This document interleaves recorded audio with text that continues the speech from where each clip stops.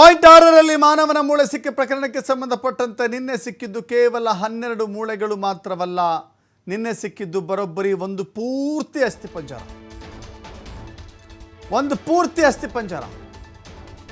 ತಲೆ ಬುರುಡೆಯಿಂದ ಹಿಡಿದುಕೊಂಡು ಕಾಲಿನ ಬೆರಳಿನ ಮೂಳೆಗಳವರೆಗೂ ಕೂಡ ಸಂಪೂರ್ಣ ಅಸ್ಥಿಪಂಜರ ಸಿಕ್ಕಿದೆ. ಸಂಜೆ ಬಳಿಕ ಸಂಪೂರ್ಣ ಅಸ್ಥಿಪಂಜರವನ್ನು ಹೊರತೆಗೆಯಲಾಗಿದೆ. ಮನುಷ್ಯನ ದೇಹದ ರಚನೆಯ ರೀತಿ ಜೋಡಿಸಿ ಮಹಜರು ಮಾಡಲಾಗಿದೆ. ಮಂಗಳೂರಿನ ಖಾಸಗಿ ಮೆಡಿಕಲ್ ಕಾಲೇಜಿಗೆ ಆ ಅಸ್ಥಿಪಂಜರವನ್ನು ರವಾನೆ ಮಾಡಲಾಗಿದೆ. ನೋಡಿ, ಕೇವಲ 12 ಮೂಳೆಗಳು ಮಾತ್ರ ಸಿಕ್ಕಿದೆ ಎನ್ನುವ ಮಾಹಿತಿ ಇತ್ತು. ಆದರೆ ಇಡೀ ಅಸ್ಥಿಪಂಜರ ಅಲ್ಲಿ ಸಿಕ್ಕಿದೆ. ಅದು ಮನುಷ್ಯನದ್ದು ಅಂತ ಹೇಳಿ ನೆನ್ನೆಯೇ ದೃಢಪಡಿಸಲಾಗಿತ್ತು. ಮಾನವನ ದೇಹದ ರಚನೆ ಹೇಗಿರುತ್ತೆ? ರುಂಡ, ಆನಂತರದಲ್ಲಿ ಎದೆ ಭಾಗ, ಕೈಕಾಲುಗಳು, ಕೈಗಳು, ಹೊಟ್ಟೆ ಭಾಗ, ಆನಂತರದಲ್ಲಿ ಕಾಲು, ತೊಡೆ, ಹೀಗೆ ಸಂಪೂರ್ಣ ಮೂಳೆಗಳನ್ನು ದೇಹದ ರಚನೆಯ ರೀತಿಯಲ್ಲಿ ಜೋಡಿಸಿ ಮಹಜರು ಮಾಡಲಾಗಿದೆ. ಆ ಅಸ್ಥಿಪಂಜರವನ್ನು ಮಂಗಳೂರಿನ ಮೆಡಿಕಲ್ ಕಾಲೇಜಿಗೆ ಕಳಿಸಲಾಗಿದೆ. ಆ ಅಸ್ಥಿಪಂಜರದ ಸಂಪೂರ್ಣ ಪರಿಶೀಲನೆ ಆಗುತ್ತೆ. ಅದನ್ನು FSLಗೂ ಕೂಡ ಕಳಿಸಿಕೊಡಲಾಗುತ್ತೆ. ಆ ಸಂಪೂರ್ಣ ಅಸ್ಥಿಪಂಜರದ ಜೊತೆ ಮಣ್ಣನ್ನು ಕೂಡ ತೆಗೆದುಕೊಂಡು ಹೋಗಲಾಗಿತ್ತು. ಇದೀಗ ನೋಡಿ, ಅಲ್ಲಿಗೆ ಒಬ್ಬ ಮನುಷ್ಯನ ಇಡೀ ದೇಹವನ್ನು ಅಲ್ಲಿ ಹೂತಾಕಿದ್ದಾರೆ ಅನ್ನೋದಕ್ಕೆ ಸ್ಪಷ್ಟವಾಗಿ 6ನೇ ಪಾಯಿಂಟ್ ಹೇಳುತ್ತೆ. ಒಂದು ಬಲಿಷ್ಠವಾದಂಥ ಸಾಕ್ಷಿಯನ್ನು ಕೊಟ್ಟಿದೆ.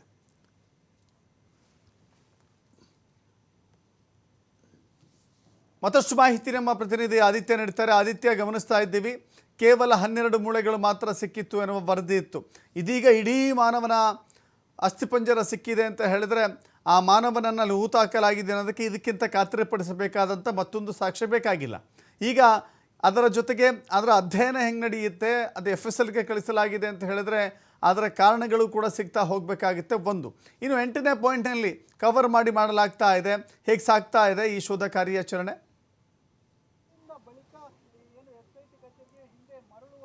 ದಶರಥ್, ಹೌದು, ನಿನ್ನೆ ಏನು ಸಮಾಧಿ ನಂಬರ್ 6 ಇಡೀ ಪ್ರಕರಣಕ್ಕೆ ಒಂದು ದೊಡ್ಡ ತಿರುವನ್ನ ನೀಡಿತ್ತು. ಸಮಾಧಿ ನಂಬರ್ 6ರಲ್ಲಿ ಅಸ್ಥಿಪಂಜರ ಸಿಕ್ಕಿದ ಬಳಿಕ ಅನಾಮಿಕ ವ್ಯಕ್ತಿ ಮಾಡ್ತಾ ಇರುವಂತಹ ಆರೋಪಗಳು ನಿಜ ಅನ್ನೋದಕ್ಕೆ ಪುಷ್ಟಿ ಕೂಡ ಸಿಕ್ಕಿತ್ತು. ಈಗಾಗಲೇ ಕೇವಲ ಮೂಳೆಗಳು ಮಾತ್ರ ಅಲ್ಲ, ಒಂದು ಅಸ್ಥಿಪಂಜರನೇ ಸಿಕ್ಕಿದೆ ಅನ್ನುವಂತಹ ಮಾಹಿತಿ ಕೂಡ ಲಭ್ಯವಾಗಿದೆ. ಈಗಾಗಲೇ ಅದು FSLಗೂ ಕೂಡ ರವಾನೆಯಾಗಿದೆ. ಇದಾದ ಬೆನ್ನಲ್ಲೇ ಈಗ ಪಾಯಿಂಟ್ ನಂಬರ್ 7ನಲ್ಲಿ ಉತ್ಖನನ ನಡೆದು ಅಲ್ಲಿ ಏನು ಸಿಕ್ಕಿಲ್ಲ ಅನ್ನುವಂಥ ಕಾರಣದಿಂದ ಅದನ್ನ ಕ್ಲೋಸ್ ಮಾಡಿದರೆ ಒಂದು ಖರ್ಚಿಫ್ ಸಿಕ್ಕಿದೆ ಅನ್ನುವಂಥ ಒಂದು ಮಾಹಿತಿ ಇದೆ. ಇದಾದ ಬಳಿಕ ಇದೀಗ ಪಾಯಿಂಟ್ ನಂಬರ್ 8ನತ್ತ SIT ಅಧಿಕಾರಿಗಳು ಅನಾಮಿಕ ವ್ಯಕ್ತಿ Stella Varghese, Puttur AC Stella Varghese ಅವರ ನೇತೃತ್ವದಲ್ಲಿ ಉತ್ಖನನದ ಕಾರ್ಯವನ್ನ ಮಾಡ್ತಾ ಇದ್ದಾರೆ. ಒಂದು ಕಡೆಯಿಂದ ಮಾನವನ ಶ್ರಮವನ್ನ ಯೂಸ್ ಮಾಡಿದ್ರೆ, ಇನ್ನೊಂದು ಕಡೆಯಿಂದ ಹಿಟಾಚಿ ಮೂಲಕ ಕೂಡ ಕಾರ್ಯಾಚರಣೆ ನಡೀತಾ ಇದೆ. ಯಾಕಂದ್ರೆ ಬಹಳ ಒಂದು ಇಕ್ಕಟ್ಟಿನ ಪ್ರದೇಶ ಅದು, ನೇತ್ರಾವತಿ ಸೇತುವೆಯ ಕೆಳಭಾಗದಲ್ಲೇ ಇರುವಂತದನ್ನ ಗಮನಿಸಬಹುದು. ಸೊ ಇವತ್ತು ಅಲ್ಲಿ ಕಾರ್ಯಾಚರಣೆ ನಡೀತಾ ಇರುವಂತ ಕಾರಣದಿಂದಾಗಿ ಅದು ಸಾರ್ವಜನಿಕರಿಗೆ ಕಾಣಿಸುತ್ತೆ ಅನ್ನುವಂಥ ಒಂದು ವಿಚಾರ ಇದೆ. ಹಾಗಾಗಿ ಅಲ್ಲಿ ಪರದೆಯನ್ನ ಹಾಕಿ ಬಹಳ ಒಂದು ಬಿಗಿ ಭದ್ರತೆಯನ್ನ ಒದಗಿಸಿ ಅಲ್ಲಿ ಕಾರ್ಯಾಚರಣೆಯನ್ನ ಮಾಡ್ತಾ ಇದ್ದಾರೆ. ನೇತ್ರಾವತಿ ಸೇತುವೆ ಎಂಟ್ರಿ ಪಾಯಿಂಟ್ ನಿಂದ ಎಕ್ಸಿಟ್ ಪಾಯಿಂಟ್ ವರೆಗೂ ಕೂಡ ಅಲ್ಲಿಂದಲೂ ಸುಮಾರು 100 ಮೀಟರ್ ವರೆಗೂ ಕೂಡ ಸಾರ್ವಜನಿಕರಿಗೆ ನಿಲ್ಲೋದಕ್ಕೆ ಯಾವುದೇ ರೀತಿಯ ಒಂದು ಅವಕಾಶ ಇಲ್ಲ. ಆ ರೀತಿಯ ವ್ಯವಸ್ಥೆಯನ್ನ ಮಾಡಿಕೊಳ್ಳಲಾಗಿದೆ. ಇನ್ನೊಂದು ಕಡೆಯಿಂದ ಕಾರ್ಯಾಚರಣೆ ತೀವ್ರಗತಿಯಲ್ಲಿ ಸಾಗ್ತಾ ಇದೆ. ಸುಮಾರು 2.5 ಅಡಿವರೆಗೂ ಕೂಡ ಈಗಾಗಲೇ ಉತ್ಖನನ ನಡೆದಿದೆ. ಮಾನವನ ಶ್ರಮವನ್ನ ಯೂಸ್ ಮಾಡಿ ಕೂಲಿ ಆಳುಗಳ ಮೂಲಕ ಈಗ ಉತ್ಖನನವನ್ನ ಮಾಡ್ತಾ ಇರುವಂತದನ್ನ ಗಮನಿಸಬಹುದು. ಇನ್ನೊಂದು ಕಡೆಯಿಂದ ಮಿನಿ ಹಿಟಾಚಿ ಕೂಡ ಅಲ್ಲಿ ಕೆಲಸ ಮಾಡ್ತಾ ಇದೆ, ಅದನ್ನ ಮಾಡ್ತಾ ಇರುವಂತದನ್ನ ಗಮನಿಸಬಹುದು. ಯಾಕಂದ್ರೆ 3 ಅಡಿವರೆಗೂ ಕೂಡ ಮ್ಯಾನ್ ಪವರ್ ಯೂಸ್ ಮಾಡಿ ಅವರು ಉತ್ಖನನ ಮಾಡಿದರೆ ಆ ಬಳಿಕ ಹಿಟಾಚಿಯನ್ನ ಯೂಸ್ ಮಾಡುವಂತದನ್ನ ನಾವು ನಿನ್ನೆಯಿಂದ ಗಮನಿಸಿಕೊಂಡು ಬಂದಿದ್ದೀವಿ. ಪಾಯಿಂಟ್ ನಂಬರ್ 7ಅಲ್ಲೂ ಕೂಡ ಇದೇ ತರ ಆಯಿತು. 3 ಅಡಿ ಅಂದ್ರೆ ಆ ವ್ಯಕ್ತಿ ಕೊಟ್ಟಂತಹ ಮಾಹಿತಿ ಏನು ಅಂದ್ರೆ, ನಾನು ಸರಿಸುಮಾರು ಮ್ಯಾಕ್ಸಿಮಮ್ ಅಂದ್ರೆ 3 ರಿಂದ 4 ಅಡಿವರೆಗೂ ಕೂಡ ಹೂತಾಕ್ತಾ ಇದ್ದೆ, ಆಳಕ್ಕೆ ಹೋಗಿ ಅಷ್ಟು ಆಳ ಡಿಗ್ ಮಾಡಿ ಹೂತಾಕ್ತಾ ಇದ್ದೆ ಅನ್ನುವಂಥ ರೀತಿಯಲ್ಲಿ. ಹಾಗಾಗಿ ಅಲ್ಲಿವರೆಗೂ ಮಾನವನ ಶ್ರಮವನ್ನ ಯೂಸ್ ಮಾಡಿ ಆ ಬಳಿಕ ಹಿಟಾಚಿಯನ್ನ ಯೂಸ್ ಮಾಡಿದ್ದನ್ನ ನಾವು ಪಾಯಿಂಟ್ ನಂಬರ್ 7ಅಲ್ಲೂ ಕೂಡ ಗಮನಿಸಿದ್ವಿ. ಆದ್ರೆ ಪಾಯಿಂಟ್ ನಂಬರ್ 7ನಲ್ಲಿ ಒಂದು ಕರವಸ್ತ್ರ ಬಿಟ್ಟರೆ ಬೇರೆ ಏನು ಸಿಕ್ಕಿಲ್ಲ ಅನ್ನುವಂಥ ಮಾಹಿತಿ ಇದೆ. ಸೊ ಅದರಿಂದ ಸುಮಾರು 300 ಮೀಟರ್ ದೂರ ಇರುವಂತಹ ಪಾಯಿಂಟ್ ನಂಬರ್ 8ನಲ್ಲಿ ಈಗ ಉತ್ಖನನ ಕಾರ್ಯ ಕಳೆದ 1 ಗಂಟೆಯಿಂದ ನಡೀತಾ ಇದೆ. ಸುಮಾರು 2.5 ಫೀಟ್ನಷ್ಟು ಅದು ಆಳಕ್ಕೆ ಹೋಗಿದೆ ಈಗ. ಸೊ ಅಲ್ಲೂ ಕೂಡ ಕಾರ್ಯಾಚರಣೆ ಬಿರುಸಿನಿಂದ ಸಾಗ್ತಾ ಇದೆ. ನೇತ್ರಾವತಿ ಸೇತುವೆಯ ಪಕ್ಕದಲ್ಲೇ ಇರುವಂತದ್ದು. ಇನ್ನೊಂದು ಕಡೆಯಿಂದ ತನಿಖಾಧಿಕಾರಿ ದಯಾಮ ಅವರನ್ನ ಕೂಡ ಗಮನಿಸಬಹುದು. ಕ್ಷಣದ ಮಾಹಿತಿಯನ್ನ ಕೂಡ ಅವರು ಅವರ ಹಿರಿಯ ಅಧಿಕಾರಿಗಳಿಗೆ ಕೊಡ್ತಾ ಇದ್ದಾರೆ, ಏನೆಲ್ಲ ಡೆವಲಪ್ಮೆಂಟ್ಗಳು ಆಗ್ತಾ ಇದೆ ಅನ್ನುವಂಥದ್ದು. ಯಾಕಂದ್ರೆ 1 ಗಂಟೆಯ ಒಳಗೆ ಒಂದು ಸಮಾಧಿಯ ಸ್ಪಷ್ಟ ಚಿತ್ರಣ, ಅಂದ್ರೆ ಈವರೆಗೂ ನಡೆದಂತಹ ಒಂದು ಬೆಳವಣಿಗೆಯ ಆಧಾರದಲ್ಲಿ 1 ಗಂಟೆಯ ಒಳಗೆ ಅಲ್ಲಿ ಇದೆ ಅಥವಾ ಇಲ್ಲ ಅನ್ನುವಂಥ ಸ್ಪಷ್ಟ ಚಿತ್ರಣಕ್ಕೆ ಈಗಾಗಲೇ ಆಗಿದಿರುವಂತಹ 7 ಸಮಾಧಿಗಳಲ್ಲೂ ಕೂಡ ಬೆಳವಣಿಗೆ ನಡೆದಿದೆ.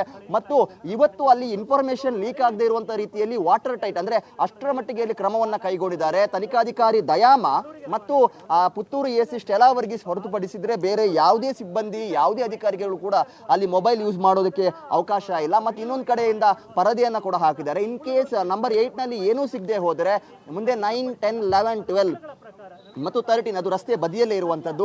ಅದು ಬಹಳ ಚಾಲೆಂಜಿಂಗ್ ಆಗಿಯೂ ಕೂಡ ಇದೆ. ಯಾಕಂದ್ರೆ ಹೆದ್ದಾರಿ ಬದಿಯಲ್ಲಿ ಇರುವಂಥದ್ದು. ಅಧಿಕಾರಿಗಳಿಗೂ ಕೂಡ ಟ್ರಾಫಿಕ್ ವ್ಯವಸ್ಥೆ ಆಗಿರ್ಬೋದು, ಸಾರ್ವಜನಿಕರನ್ನ ನಿಯಂತ್ರಣ ಮಾಡುವಂಥದ್ದಾಗಿರ್ಬೋದು ಅಥವಾ ಪರದೆ ಅಳವಡಿಸಿ ಗೌಪ್ಯವಾಗಿ ಕಾರ್ಯಾಚರಣೆಯನ್ನ ಮಾಡುವಂಥದ್ದು ಒಂದು ರೀತಿ ಸವಾಲಿನ ಕೆಲಸ ಅಂತ ಹೇಳ್ಬೋದು. ಯಾಕಂದ್ರೆ ಒಂದು ಮೋರಿಯನ್ನ ಹೊರತುಪಡಿಸಿದ್ರೆ ರಸ್ತೆ ಮತ್ತು ಅದಕ್ಕೂ ಏನು ಡಿಫರೆನ್ಸ್ ಇಲ್ಲ. ಅಲ್ಲಿ ನಿಂತ ಜಾಗದಿಂದಲೇ ಅದು ಕಾಣಿಸುತ್ತಾ ಹೋಗುತ್ತೆ. ಇನ್ ಕೇಸ್ ನಂಬರ್ 8 ನಲ್ಲಿ ಏನಾದರೂ ಕಳೆ ಬರಹ ಅಸ್ಥಿಪಂಜರ ಏನಾದರೂ ಸಿಕ್ಕಿದ್ರೆ ಕಾರ್ಯಾಚರಣೆ ಇನ್ನಷ್ಟು ತೀವ್ರಗೊಳ್ತಾ ಹೋಗುತ್ತೆ. ಯಾಕಂದ್ರೆ ಮಹಜರು ಪ್ರಕ್ರಿಯೆ ಸೇರಿದಂತೆ ಎಲ್ಲ ಉತ್ಖನನ ಕಂಪ್ಲೀಟ್ ಆಗೋವರೆಗೂ ಕೂಡ ಸರಿಸುಮಾರು 4 ಗಂಟೆಯ ಅವಧಿಯನ್ನು ಅದು ಹಿಡಿಯುವಂತ ಸಾಧ್ಯತೆ ಇದೆ. ಹಾಗಾಗಿ 10 ಅಥವಾ 20 ನಿಮಿಷದ ಒಳಗೆ ಸಮಾಧಿ ನಂಬರ್ 8 ಏನಿದೆ ಇದರ ಸಂಪೂರ್ಣ ಚಿತ್ರಣ ಈಗ ಸಿಗ್ಲಿಕ್ಕಿದೆ. ಅದರ ಅಲ್ಲಿ ಮೂಳೆಗಳು ಇದೆ ಅಥವಾ ಇಲ್ಲ ಅನ್ನುವಂಥ ರೀತಿಯ ಒಂದು ಸ್ಪಷ್ಟವಾದ ಉತ್ತರ ಕೆಲವೇ ಕ್ಷಣಗಳಲ್ಲಿ ಸಿಗುವಂಥದ್ದಿದೆ. ಈಗ ನಮ್ಗೆ ಬಂದಿರುವಂತಹ ಮಾಹಿತಿಯ ಪ್ರಕಾರ ಸುಮಾರು 3 ಅಡಿವರೆಗೂ ಕೂಡ ಈಗ ಆಳಕ್ಕೆ ಅವರು ಹೋಗಿದ್ದಾರೆ. ಇದೇ ಕಾರಣದಿಂದ ಅಲ್ಲಿರುವಂತಹ ತನಿಖಾಧಿಕಾರಿ SP ದಯಾಮ ಅವರು ಕೂಡ ಹಿರಿಯ ಅಧಿಕಾರಿಗಳ ಜೊತೆಗೆ ಸಮಾಲೋಚನೆಯನ್ನ ಮಾಡ್ತಾ ಇದ್ದಾರೆ. ಮುಂದಕ್ಕೆ ಹಿಟಾಚಿಯನ್ನ ಬಳಸಿ ಕಾರ್ಯಾಚರಣೆಯನ್ನ ಮುಂದುವರಿಸುವಂತ ಸಾಧ್ಯತೆ ಇದೆ. ಇನ್ನೊಂದು ಕಡೆಯಿಂದ ಸಮಾಧಿ ನಂಬರ್ 6ರ ಕತೆ ಅಂದ್ರೆ ಅಲ್ಲಿ ಅಸ್ಥಿಪಂಜರ ದೊರಕಿದ್ರು ಕೂಡ ಅದರ ರಹಸ್ಯಗಳು ಇನ್ನೂ ನಿಂತಿಲ್ಲ. ಅಂದ್ರೆ ಒಂದಲ್ಲ ಒಂದು ಸ್ಫೋಟಕ ವಿಚಾರಗಳು ಆ ಸಮಾಧಿ ನಂಬರ್ 6ರಿಂದ ಹೊರ ಬರ್ತಾ ಇರುವಂತದನ್ನ ಕೂಡ ಗಮನಿಸಬಹುದು.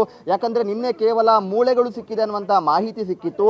ಆದ್ರೆ ಸಂಜೆ ಬಳಿಕ ಡೆವಲಪ್ಮೆಂಟ್ ಏನು ಅಂತ ಕೇಳಿದ್ರೆ ಸುಮಾರು 7 ಅಡಿಯವರೆಗೂ ಕೂಡ ಅವರು ಉತ್ಖನನವನ್ನ ಮಾಡಿದ್ದಾರೆ. ಅಲ್ಲಿ ಕೇವಲ ಮೂಳೆ ಮಾತ್ರ ಸಿಕ್ಕಿಲ್ಲ, ಬರೋಬ್ಬರಿ ಒಬ್ಬ ಮಾನವ ರಚನೆಯ ಒಂದು ಅಸ್ಥಿಪಂಜರವೇ ದೊರಕಿದೆ. ಅದಕ್ಕೆ ಬೇಕಾದಂತ ಎಲ್ಲಾ ಪಾರ್ಟ್ಗಳು ಕೂಡ ಲಭಿಸಿದೆ ಅನ್ನುವಂತ ಮಾಹಿತಿ ಕೂಡ ಇದೆ.